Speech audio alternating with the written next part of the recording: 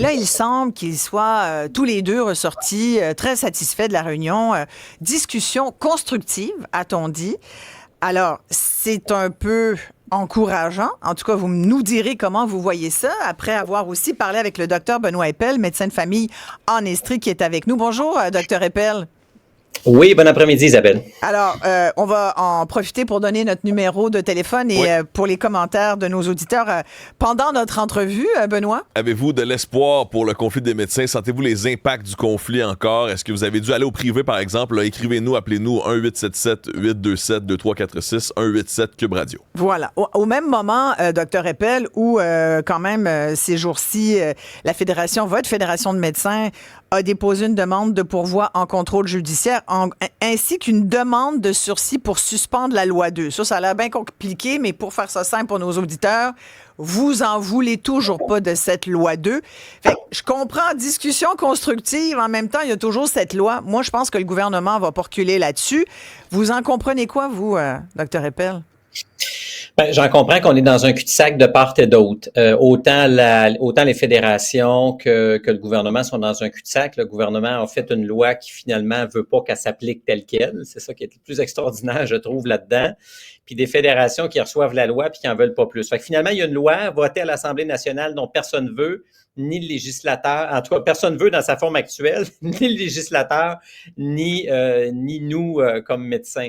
Alors, puis là, personne a le goût de changer sa patente, puis personne ne veut le statu quo. Fait que là, à un moment donné, il va falloir que quelqu'un se parle. Puis les dates butoirs, 1er janvier, la loi commencera à s'appliquer avec la réduction des tarifs. 1er avril, c'est le gros changement de la rémunération en première ligne. Donc, 1er janvier, là, quand on est le 26 novembre, c'est demain matin. Là. C'est ça. Donc, puis ça, entre que médecins, vous commencez à vous le dire, le 1er janvier, là, ça commence. Si oui. rien ne change, le 15 va s'appliquer, là. Le fameux 15 de la rémunération qui sera retenu selon... 13,04 à partir du 1er janvier, puis les changements de rémunération à la première ligne, donc en cabinet à partir du 1er avril. Donc, c'est demain matin. Personne n'a le goût d'aller là, on dirait même pas le gouvernement. Donc là, il y a une urgence. Tout le monde est campé sur ses positions. Puis de ce qu'on entend de Dr Amio suite à sa rencontre avec le premier ministre, c'est ni la fédération n'a pas le goût de revirer de bord. Eux, ils demandent encore le retrait de la loi. Et le gouvernement dit encore, nous, on veut la loi. Alors, on n'est même pas à ce stade-ci, malgré cette rencontre d'hier, à l'étape de négociation. On est à une étape de jaser dans le but de trouver une porte de sortie, dans le but de négocier. Imaginez, on est loin de la thérapie. Mais comment peut-on dire que c'est constructif d'abord? Moi, j'appelle pas ça constructif, j'appelle ça shit, on fait du surplace puis ça va être long, là. Non? Ben, moi, peut-être que je suis trop optimiste, mais on se parle plus pantoute. Ah, c'est vrai, c'est vrai. Ah oui, le quand premier même. ministre est impliqué. Alors, vous savez, le ministre de la Santé est allé faire un petit week-end en Floride. Et là, vous l'avez sorti complètement. Il y a quand même... Est-ce que vous vous dites entre nous, Dr Eppel, hey, on a quand même réussi à sortir du B? Ben moi, je pense que là, il y avait besoin d'un changement d'interlocuteur dans la situation. Dans les faits, c'est le Conseil du Trésor qui négocie avec la fédération. C'est France-Hélène Duranceau. On sentait le spectre du ministre là-dedans. Lucien Bouchard l'avait dit que ça avait fait dérailler les négociations. On ne sait pas qui dit vrai. Donc, le fait de changer d'interlocuteur, de reprendre ça un peu sur un ton un peu différent, moi, j'y vois, même si c'est extrêmement subtil, un semblant d'optimisme à ce qu'il pourrait se passer quelque chose. Sinon, c'est quoi? C'est le statu quo. Dans le statu quo, on tournait en rond. Là, il y a comme une nouveauté. On s'accroche à ça. Il faut que les médecins s'accrochent à ça puis que la population s'accroche à ça en disant, bien, il va peut-être avoir une porte de sortie honorable pour tout le monde et qu'en bout de ligne, monsieur, madame, tout le monde qui attendent des services, qu'on voit effectivement une amélioration du système. C'est Guylaine, justement, qui disait on a l'impression que la communication est coupée avec M. Dubé. Donc, est-ce que c'est la nouvelle voie là, qui se trace? Il y a Yvon de Terrebonne qui dit il faut que ça se règle. C'est pas vivable ni pour les médecins, ni pour les patients. Puis il y a Amélie aussi qui a comme espoir. Elle dit les problèmes dans le système de santé sont flagrants depuis longtemps. C'est ressenti depuis des années. Est-ce que la situation va agir comme un cul-de-sac qui va vraiment faire changer les choses? Est-ce qu'il y aura vraiment un avant et un après la situation qu'on vit présentement, M. Eppel? Et je vais utiliser un terme consacré au Québec. Si la tendance se maintient des 40 dernières années, je vais vous répondre non, parce qu'on n'a jamais rien changé. Puis on dirait qu'à part mettre de l'argent sur la table puis pas vraiment changer les systèmes, on dirait qu'on n'est jamais capable de rien changer, malgré toutes les réformes qu'on a faites depuis longtemps. Mais à un moment donné, il va falloir y arriver, OK? Et est-ce que c'est la bonne? Bien, je pense que de la façon dont on le fait là, non, ça c'est clair. Mais est-ce que plus que jamais on devrait le faire? La réponse est oui. Alors, on a quand même des générations de médecins qui sont renouvelés, plein d'autres professionnels que l'on n'avait pas il y a 20 ou 30 ans. On a tout entre les mains pour réellement faire différent, comme d'autres pays l'ont fait, comme d'autres provinces l'ont fait. On se doit de faire différent pour maintenant, mais pour relever les défis qui sont devant nous, qui ne sont pas jojo, là. La population vieillit, mais dans 10 ans, ça va être pire. Ça, alors là, il faut changer les choses. Et ça, c'est un message, je pense qu'on entend plus maintenant, on l'entendait peut-être moins au début, de la part de médecins comme vous qui disent, nous, on est d'accord là, que le statu quo n'est pas possible. Puis vous venez de le dire très bien, Dr. Appel, je suis content que ce soit vous qui le disiez et pas moi. Jusqu'à maintenant, en 40 ans, on n'a jamais été capable de changer quoi que ce soit. On n'a fait que mettre de l'argent des contribuables sur la table. Je rajouterais souvent au profit des médecins. Et là, ben, on voudrait pas repartir encore dans cette espèce de statu quo financier pas intéressant pour personne, sauf encore pour quelques médecins. Ce qu'on veut, c'est que ça change effectivement. Et vous avez souvent parlé à cette antenne des moyens. Est-ce qu'il y a des solutions quand même consensuelles? Où vous dites, il y a les exigences des deux bords. Là, vous dites la loi 2, vous la voulez pas, puis eux, ils la veulent encore. Bon. Mais au-delà de ça, là, y a-tu quand même un terrain commun? Bien, moi, à mon avis, c'est clair. Dans le fond, puis c'est une raison pour laquelle, à mon avis, le gouvernement ne veut pas aller en arbitrage, parce qu'il ne veut pas qu'un arbitre tranche uniquement sur des questions financières. Parce que dans le fond, ce que le législateur veut faire par la loi 2, aussi maladroitement que ça a été fait, c'est de mettre en place des principes nouveaux. Puis ça, c'est pas un arbitre qui va trancher là-dessus. Puis tous les principes qui sont sur la table ne sont pas nécessairement comment dirais-je, là, mauvais, la FMOQ n'aimera pas ce que je dis, mais il y a des principes qui sont sur la table qui pourraient, à mon sens, être acceptés par les médecins si on a un terrain d'entente. Et puis, il faut voir ça, c'est pas les médecins puis le gouvernement de l'autre bord, puis tout ça, ça marche ensemble. Il faut voir le système de la santé comme un réel système où il y a différents acteurs, qu'ils soient médecins, professionnels, ordres professionnels, les universités, le gouvernement. Tout ça doit fonctionner ensemble et c'est interdépendant. Et la performance de l'un dépend de l'autre et on doit se mettre d'accord sur ça. Quel est le rôle de l'État? Et moi, comme médecin, il faut que l'État fasse son bout pour que moi, je réussisse à faire le mien et vice-versa.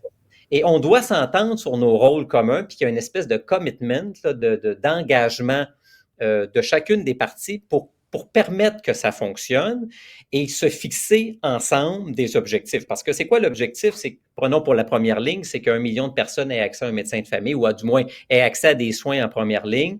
Il faut quantifier ça en termes de nombre de rendez-vous. C'est 2,5 millions de rendez-vous. Comment, ensemble, tous ces acteurs-là, on peut faire qu'on est capable de livrer la marchandise à moyen terme. On ne fera pas ça d'ici les prochaines élections, c'est pas vrai. Et qu'on s'y tienne et qu'on y aille. Et ça, c'est possible. Ouais. Avez-vous, parce que les gens le disent, là, qu'est-ce que les médecins ont comme solution? Il faudrait que vous en parliez de façon plus détaillée, plus concrète. Avez-vous un exemple de solution qui pourrait faire consensus? Oui. En fait, il y en a plein. Et toujours dans cet objectif très concret de générer de la capacité dans le système. Puis on sait que c'est difficile de rajouter des ressources. Il va dire, il n'y en a pas de ressources, il n'y a pas d'argent. Correct. Avec ce qu'on a, on est-tu capable de faire mieux? Bien, je prends l'exemple de ce que d'autres provinces ont fait. Il y a beaucoup de patients qui sont chez eux, qui attendent un médecin de famille, qui n'ont pas de maladie particulière, qui veulent un check-up, par exemple. Il y a beaucoup de gens qui veulent des check-up. Je peux vérifier ma pression, mes dépistages, m'assurer. Bon, il y a d'autres provinces qui l'ont fait, puis nous, au Québec, on le fait pour le cancer du sein. Un programme québécois de dépistage du cancer du sein. À 50 ans, les femmes reçoivent une lettre aux 2 ans. Ils prennent un rendez-vous pour une mammo, c'est géré. Ça ne passe pas entre les mains d'un médecin. On pourrait se permettre, avec nos outils actuels, avec l'intelligence artificielle, de systématiser l'ensemble de nos dépistages, que ce soit le côlon, la prostate, le col de l'utérus, etc., sans que ça passe entre les mains d'un professionnel, que ce soit une infirmière praticienne ou un médecin. On pourrait systématiser ça. OK? On pourrait aussi s'assurer que les professionnels qui sont en place dans nos GMF, qui sont déjà là, qui sont rémunérés, travaillent à leur pleine capacité. Et là, l'Ordre des infirmières du Québec... Comment on fait ça? Ouais. Bon, ça, il faut partir de la base. C'est pas facile, mais dans la réalité, nos infirmières au Québec, elles font 40% de leur champ de pratique qui est autorisé. C'est-à-dire, sur tout ce qu'elles ont le droit de faire, ils en font 40 %. Pourquoi ce n'est pas 100 %? Il faut recommencer à la base. Est-ce que nos programmes universitaires ont suivi? On leur a donné plein de capacités, plein de pouvoirs à nos autres professionnels. Tant mieux, ça a été long à négocier ça avec le Collège des médecins. Il faut que les programmes universitaires suivent, puis on sait que les programmes universitaires n'ont pas suivi. Que ce soit pour former des super infirmières ou des infirmières cliniciennes, les programmes n'ont pas suivi. Elles n'arrivent pas formées au bout de la ligne. OK? On doit les outiller. Ah oui, donc ça, c'est un gros enjeu. Et le frein est souvent dans les établissements de santé. Les directions de soins infirmiers dans les établissements de santé freinent le développement professionnel de leurs propres infirmières. Il faut lever ces freins-là puis dire, les infirmières, vous allez les laisser travailler à la hauteur de leurs capacités. C'est vrai pour les travailleurs sociaux, c'est vrai pour les psychologues. Il y a beaucoup de travailleurs de la santé qui nous disent on est infantilisé. Comme psychologue au privé, je pourrais faire ça beaucoup. Puis dans le réseau public, on me contrôle puis je peux en faire beaucoup moins. Ça ne devrait pas être permis. Ce que votre ordre professionnel vous permet de faire, vous devriez le faire. On devrait encore plus élargir le rôle des professionnels. Moi, je pense, il y a beaucoup de patients qui s'assoient à côté de moi dans mon bureau, sont en arrêt de travail, sont suivis aux semaines par un physio, par un ergo, par un psychologue. Puis moi, je les vois juste pour dire, votre physiothérapeute vous recommandait de continuer l'arrêt de travail encore un mois?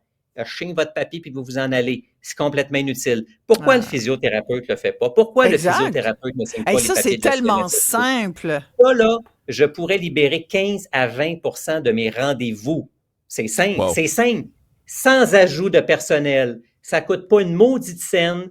Puis ces gens-là, au lieu de se déplacer 2 fois, payer un docteur pour copier le papier de l'autre, ils se seraient déplacés 1 fois, puis tout serait fait. C'est simple. D'où vient la résistance? Pourquoi on ne le fait pas? Parce que moi, je suis le gouvernement, je dis, OK, demain matin, on fait ça, là.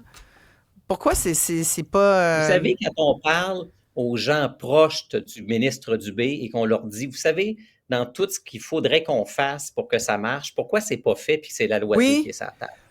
Bien, la réponse, elle est très simple. Ils nous disent, vous savez, Dr. Eppel, il y a ce qu'on sait qu'on devrait faire et il y a les impératifs politiques.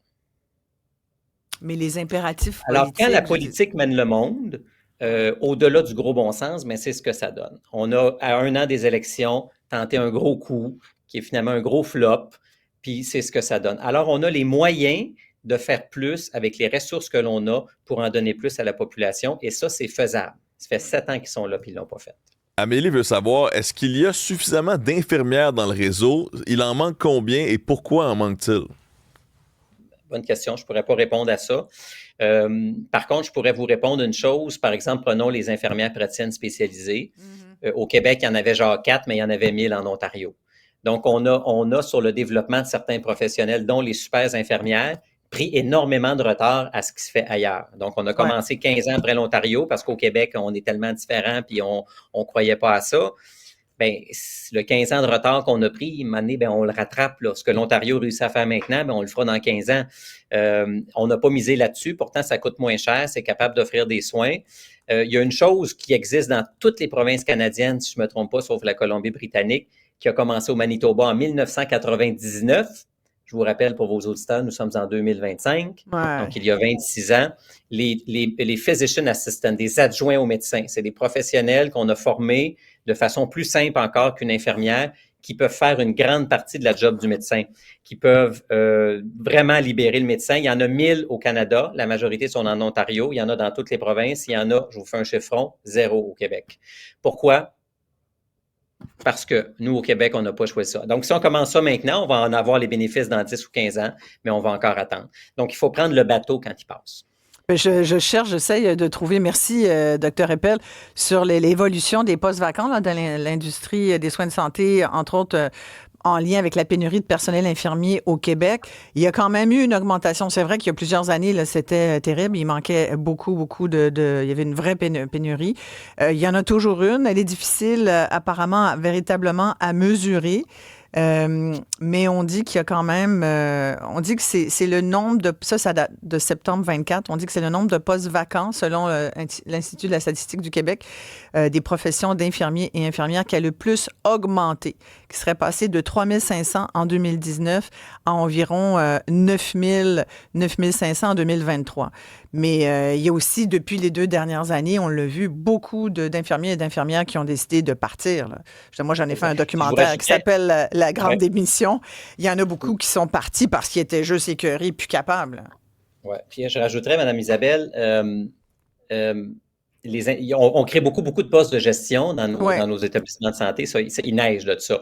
Le gestionnaire de la poignée de porte, le gestionnaire des imprimantes, le gestionnaire de la gestion de je ne sais pas quoi. Ouais. Qui on prend pour ces postes de gestion-là? C'est du personnel clinique sur le terrain, souvent des infirmières qui ont moi j'en ai vu là, des infirmières compétentes qui étaient sur leur X, qu'on n'a pas poussé, qu'on n'a pas développé leurs compétences. On les a laissés traîner sur une chaise, se sont écœurés, ils se sont trouvés un poste de gestion dans le réseau. Alors, il y a 80%, nous l'oublions pas, 80% de nos gestionnaires dans le réseau de la santé n'ont strictement aucune formation en gestion. Ce sont du personnel clinique, souvent des infirmières, travailleurs sociaux qui se sont tannés, qui se sont trouvés une poche en gestion. Alors, il y a de nos ressources cliniques que l'on gaspille parce qu'on les utilise pas correctement, on les valorise pas, qui finissent sur une tablette à tourner des manivelles, à gérer des poignées de porte. Alors, ça, on le vit. Ce qu'on retient, c'est que d'abord, il y a beaucoup trop de gestionnaires, pas assez de monde qui touchent des patients, en tout cas qui sont en première ligne, et que malgré les discussions constructives entre le premier ministre Legault puis votre président de fédération, pour le moment, on jase. Mais qu'il y a des solutions. Viens-tu de faire un résumé exécutif, moi, Benoît Eppel? Fait qu'on va espérer que... On jase pour jaser, mais je le dis toujours, les solutions sont à portée de main. Ouais. Mais ce matin, là, dans votre meeting avec M. Ammiot puis vos présidents des associations, c'est ça. Qu'est-ce qui en est ressorti très, très rapidement, là, en 10 secondes? Bien, en 10 secondes, on en sait très peu de la rencontre avec le premier ministre, à part qu'il y a un canal de communication puis qu'on souhaite que ça mène quelque part. Je ne pourrais pas vous en dire plus. Et j'entends des voix des autres présidents d'associations à travers le Québec que les gens sont écœurés, tannés sur le terrain. Ils ont peur de ce qui est en train de se passer parce que dans des régions, dans les grandes villes, c'est tel que tel, mais dans beaucoup de petites villes, des villages, des villes, des MRC où il y a un GMF, où les gens décident de prendre des retraites ou de s'en aller, c'est dramatique pour les soins de santé. Donc, il y a une urgence d'agir pour dire là, les amis, on va calmer le jeu, on va trouver une solution, puis on va aller de l'avant, puis ça va être agréable pour tout le monde. Il y a une urgence là. Ouais. Merci beaucoup, Dr Benoît Eppel, médecin de famille en Estrie. On aura l'occasion de se reparler. On va poursuivre d'ailleurs un peu sur un sujet connexe. Il va être entre autres question d'implants mammaires parce que je vous avoue que j'ai vu un documentaire vraiment percutant. Moi, c'est un dossier que je suis depuis de nombreuses années. J'ai interviewé beaucoup de femmes qui ont eu beaucoup d'enjeux de santé, certaines qui sont devenues même handicapées, qui voulaient mourir tellement leurs implants les ont rendues malades. Encore aujourd'hui, la maladie des implants mammaires n'est pas reconnue comme maladie véritablement. Il y a encore des médecins qui pensent que c'est dans votre tête, ma petite madame.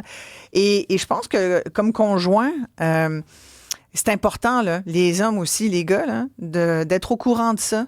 Parce que il faut le dire à votre conjointe. Aujourd'hui, là, puis dans le documentaire, c'est ce qu'on dit, c'est comme devenu quasiment obligatoire. T'es une femme, peut-être tu pourrais te faire poser des seins pour améliorer ton look. Il y a des questions à se poser. On va le faire avec la docteure Isabelle Gaston. Vous la connaissez bien sûr, Isabelle Gaston. Elle est aussi médecin de famille dans un CLSC à Montréal où elle suit près de 400 patients. Elle a également, on la connaît parce qu'elle a vécu un drame terrible, vous en souvenez, la perte de ses 2 enfants en 2009. Mais elle a eu aussi un enjeu avec ses implants mammaires. On lui parle de ça tout de suite après la pause. Puis les gars, restez là, ça va vous intéresser et vous allez sans doute avoir des questions à poser, mesdames également. À tout de suite.